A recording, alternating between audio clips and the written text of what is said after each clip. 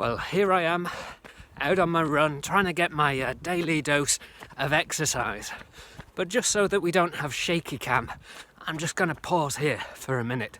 And oh look, a helpful iPad just left there. Brilliant. Daily dose of Philippians, chapter 3, verses 12 to 15. Not that I've already obtained all of this, or have arrived at my goal, but I press on to take hold of that for which Christ took hold of me.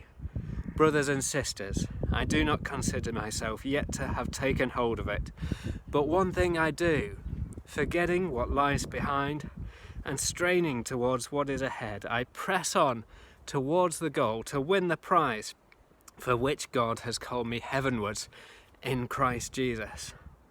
All of us then who are mature should take such a view of things.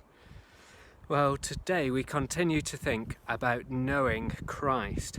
And just like me, Paul was on a run. He was pressing on towards his goal.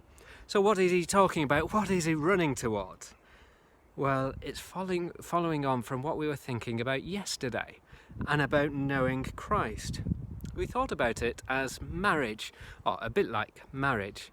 Now, when I got married to Lucy, I knew her relatively well. I'd known her for 3 years. But as we've gone on in marriage, I've got to know her better and better over time. And that's what Paul's working towards as well, but this time with Jesus. He wants to know him better and better until one day we'll see him face to face. Now, how does he run? Well, one thing he does. Forgetting what is behind and straining towards what is ahead, he presses on towards the goal to win the prize for which God has called him heavenwards in Christ Jesus. Paul is like an athlete. He looks forward to the podium. He presses on towards that finishing line. If we were running a marathon and we'd got halfway, we wouldn't just stop and think, well, I've come a great distance now, I might just stop and not bother running the rest of the way. No, if you're a runner, you press on towards that finishing line, towards the podium and towards the prize.